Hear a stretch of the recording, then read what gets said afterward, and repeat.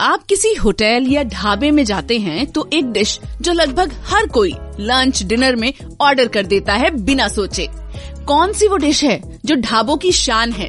अच्छा, अगर आपसे पूछा जाए कि आपका कंफर्ट फूड क्या है तो आपका जवाब क्या होगा? आई नो, मेरी तरह बहुत सारे लोगों का एक कॉमन जवाब होगा घर का बना खाना, और उसमें भी दाल चावल या दाल रोटी। बट डू यू नो, ये कंफर्ट फूड यानी कि दाल आपकी थाली यानी मेरी भी थाली में आया कहाँ से? हाय, मैं हूँ पायल आपके साथ, और फोक कथा की फूड सीरीज में एक और शानदार लाजवाब डिश की कहानी लेकर हाजिर हूँ। रेडियो सिटी पर फोक कथा। दाल। भारत में कई तरह की दालें खाई जाती हैं। दालें अनाज में आती हैं और इन्हें उगाने वाली उपज को दलहन कहते हैं। जैसे दाल, जिसे परुप्पू, पप्पू, परिप्पू कहते हैं डिफरेंट लैंग्वेजेस में। अगर कोई ऐसी डिश है जिसके साथ Indian cuisine and in that sense most Indians umbilical cord जैसा कनेक्ट फील करते हैं, वो है दाल। ज्यादातर भारतीय थालियों का एक जरूरी हिस्सा है दाल। बेसिक से लेकर तड़के और मखनी तक दाल हर फॉर्म में एक कंफर्ट फूड है। दाल संस्कृत वर्बल रूट दल, टू स्प्लिट, टूटना, विभाजित करना, इससे निकली है, जो इंडियन क्यूजीन्स में एक इंग्रेडिएंट और डिश दोनों को रेफर करती है। एक इंग्रेडिएंट के रूप में ये ड्राइड और स्प्लिट दालों की वैरायटी को रिप्रेजेंट करती है, जिसमें मसूर, तुअर और सेम शामिल हैं। ये दालें साउथ एशियन डाइट का जरूरी हिस्सा हैं, जो प्रोटीन, फाइबर और एसेंशियल न्यूट्रिएंट्स का एक सिग्निफिकेंट सोर्स प्रदान करती हैं। एक डिश के रूप में इसे एरोमेटिक मसालों, टमाटरों, कोकोनट मिल्क एंड ब्रोथ के साथ उबालकर प्रिपेयर किया जाता है सिम आंच पर, जिससे एक फ्लेवरफुल न्यूट्रिशियस स्ट्यू जैसी कंसिस्टेंसी मिलती है। अब बात करें दाल के इतिहास की। इतिहास दाल के बारे में बहुत ज्यादा इंटरेस्टिंग फैक्ट्स प्रस्तुत करता है। दाल की डिशेस भारतीयों के लिए प्राचीन समय से नोन है। आर्कियोलॉजिकल एविडेंसेस बताते हैं कि दाल का पहला मेंशन सिंधु घाटी सभ्यता में हुआ, जहां सभी प्रकार की दालें एक मुख्य भोजन थी। फूड हिस्टोरियन केटी आचार्य ने अपनी किताब Indian food a historical companion में लिखा है कि दाल का मेंशन यजुर्वेद, ऋग्वेद, मार्कंडेय पुराण और विष्णु पुराण में भी मिलता है। उनका ये भी कहना है कि श्री राम को कोसुमल्ली बहुत प्रिय थी, जिसमें कच्चा नारियल और नींबू का रस भी मिलाया जाता था। वैदिक काल में दाल गरीबों की भूख मिटाती थी, ऐसा केटी आचार्य का कहना है। 400 ईसा पूर्व के बौद्ध और जैन साहित्य में भी दाल के बारे में लिखा गया है। इन टेक्स्ट में मटर की दाल, अरहर, तुअर, चने की दाल का मेंशन है। साथ ही ये भी कहा गया है कि ये अलेक्जेंड्रिया से भारत पहुंची। 350 ईसा पूर्व के बाद राजमा हमारी थाली में आया। बौद्ध काल में दाल को भरकर बड़े पराठे जैसी डिश बनाई जाती थी। साउथ इंडियन खाने में दाल का भरपूर इस्तेमाल होता है, चाहे वो इडली हो, डोसा हो, वड़ा हो या सांबर। 2000 ईसा पूर्व में पूर्णिमा और दिवाली के दिन दाल भरे मीठे पराठे, वड़े बनाए जाते थे। तिरुपति मंदिर में भी भगवान वेंकटेश को उड़द दाल के लड्डू चढ़ाए जाते हैं। केटी आचार्य के अनुसार 30 रसोइये रोजाना 70,000 लड्डू तैयार करते हैं। मध्य प्रदेश के कल्याण वंश के राजा सोमेश्वर ने 1130 में अपनी किताब मनसुल्लासा में दाल और दाल से बनने वाले व्यंजनों का मेंशन किया है। इस लिटरेचर के मुताबिक विडालपल नामक व्यंजन 5 तरह की दाल, चना, राजमा, मसूर, मूंग और तुअर के आटे को मिलाकर बनाई जाती थी। इनफैक्ट एंशिएंट इंडियन टेक्स्ट में दाल की रेसिपी का वर्णन है, जो मेहमानों को भोजन में परोसी जाती थी। ये माना जाता है कि 303 ईसा पूर्व में चंद्रगुप्त मौर्य की शादी की दावत में एक विशेष तरह की दाल, घुगनी, परोसी गई थी। घुगनी दाल एक ऐसी प्रेपरेशन है जो पूर्वी भारत में अब भी बहुत पॉपुलर है और अक्सर सड़क किनारे दुकानों पर नाश्ते के रूप में मिल जाती है। मध्यकालीन भारत में दम पुख्त टेक्निक का रिवाइवल था, यानी कि स्लो कुकिंग इन स्टीम, जिसने दाल, स्पेशली चना दाल की प्रतिष्ठा को शाही मेन्यू में बढ़ाया।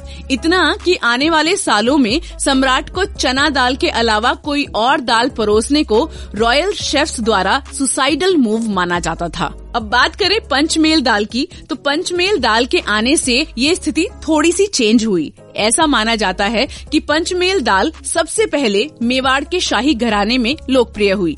5 दालों का एक सिंपल, पौष्टिक और हल्के स्वाद वाला मिक्सचर। पंचमेल दाल राजपूत राजकुमारी जोधाबाई के पसंदीदा व्यंजनों में से एक थी। जब उनकी शादी अकबर से हुई तो उन्होंने इसे नॉन वेजिटेरियन मुगल किचन में इंट्रोड्यूस किया।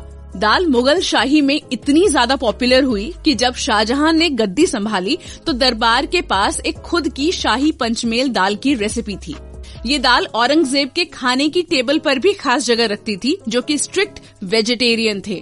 फूड हिस्टोरियंस का मानना है कि पंचमेल दाल शायद हर दिन शाही भोजन के लिए एक अलग स्वाद वाली दाल बनाना एक नेसेसिटी से पैदा हुई थी। दाल के कॉम्बिनेशंस और तड़के चेंज करने से ये इंश्योर हुआ कि दाल हर बार अलग स्वाद की हो। फूड हिस्टोरियंस का मानना है कि पंचमेल दाल शायद हर दिन शाही भोजन के लिए एक अलग स्वाद वाली दाल बनाने की नेसेसिटी से पैदा हुई। दाल के कॉम्बिनेशंस और तड़के चेंज करने से ये इंश्योर हुआ कि दाल हर बार अलग स्वाद की हो। बिहार में दाल को पीसकर ही सत्तू बना लिया गया। इसके अलावा दाल से फुलौरी, तिलौरी, दही वड़ा सब तो दाल से ही बनाया गया। दाल से ही गुजरात में खांडवी बनती है। पश्चिम बंगाल की बात करें तो यहाँ छोलार दाल यानी चने की दाल को ज्यादा पसंद किया जाता है। फिर चने की दाल को शाकाहारी तरीके से पकाना हो या फिर उसमें फिश मिलाकर प्रिपेयर करना हो। ये कहना गलत नहीं होगा कि दाल के बिना हम भारतीयों का खाना अधूरा सा लगता है। सब्जियां चाहे कितनी भी हो मगर दाल न हो तो कुछ बाकी रह गया ऐसा लगता है। दिलचस्प बात ये है कि पंचमेल दाल की उत्पत्ति के बारे में एक और लेजेंड है। स्पष्ट रूप से इस दाल का पहला उल्लेख महाभारत में किया गया है। जब भीम राजा विराट की रसोई में एक रसोइये के रूप में छिपे हुए थे तो उन्होंने 5 दालों के मिश्रण को मिट्टी के बर्तन में धीमी आंच में पकाकर उसमें घी की एक बहुत अच्छी क्वांटिटी डालकर पहली पंचरत्न दाल बनाई। एक और प्रकार की दाल जिसका एक दिलचस्प इतिहास है वो है मुरादाबादी दाल।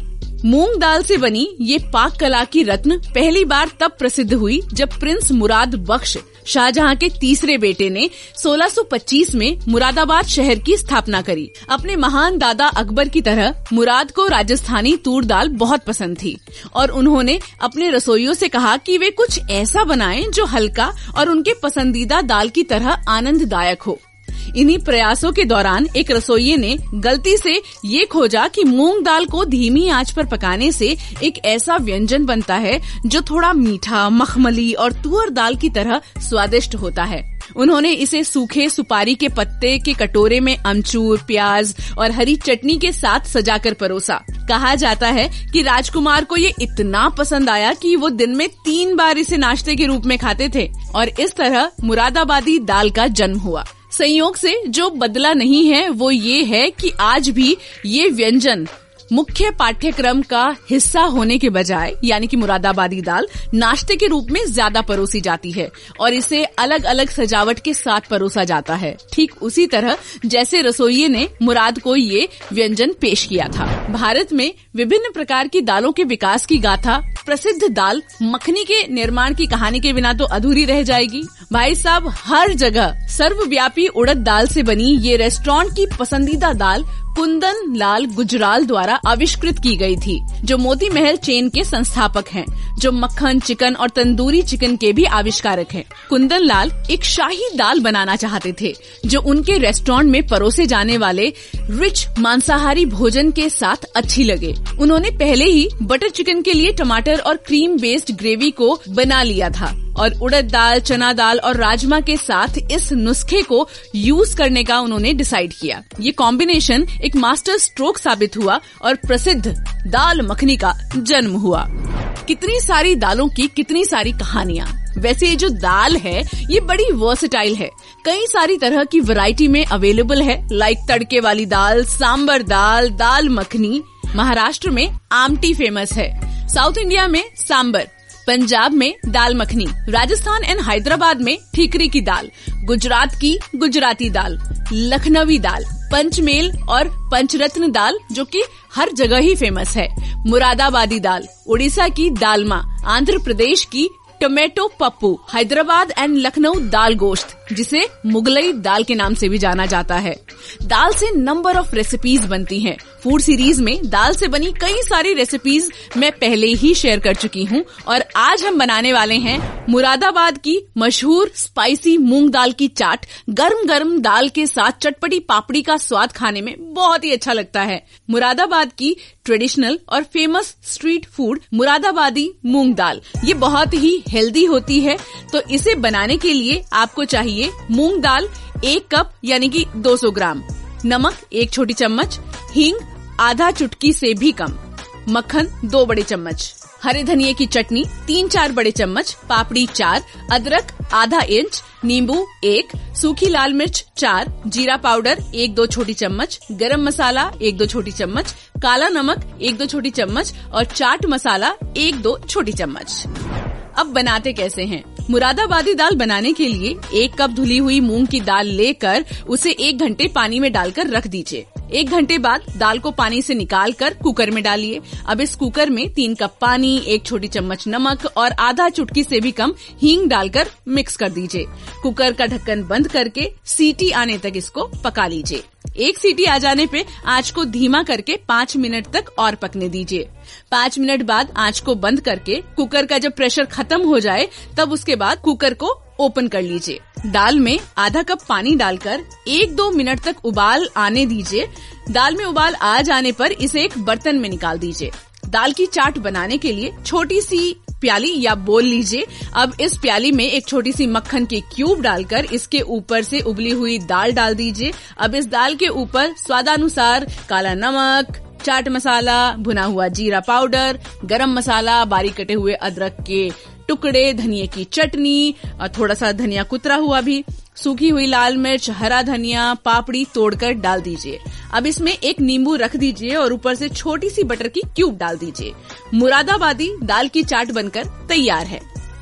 सजेशंस हैं, चाट के आखिरी में डाला गया मक्खन आप चाहे तो स्किप भी कर सकते हैं। आप चाट में अपने स्वाद के हिसाब से बाकी के मसाले भी ऐड कर सकते हैं। दाल अपनी विभाजित दालों, सुगंधित मसालों और रिच हिस्ट्री के साथ दुनिया भर के लोगों के दिलों और स्वाद टेस्ट बर्ड्स में जगह बना चुकी है। साधारण घर के स्टाइल की तैयारियों से लेकर विदेशी रेस्टोरेंट्स के डिशेस तक ये सभी के लिए कुछ न कुछ पेश करती है। इसीलिए एक स्वादिष्ट यात्रा पर निकलें और रीजनल विविधताओं का आनंद लें और अपनी खुद की एक स्वादिष्ट दाल की रेसिपी बनाएं और मेरे साथ शेयर भी जरूर करें। तो दाल की ये जो कहानी है और मुरादाबादी दाल की रेसिपी आपको कैसी लगी बताने के लिए मेरे इंस्टाग्राम पर जाइए, @भाईसाहब के नाम से मैं आपको मिलूंगी। वहाँ पर आप मुझे बता सकते हैं और अगले एपिसोड में एक और शानदार डिश के बारे में हम फोक कथा में बात करेंगे। सुनते रहिए मेरे यानी कि पायल के साथ रेडियो सिटी पर फोक कथा।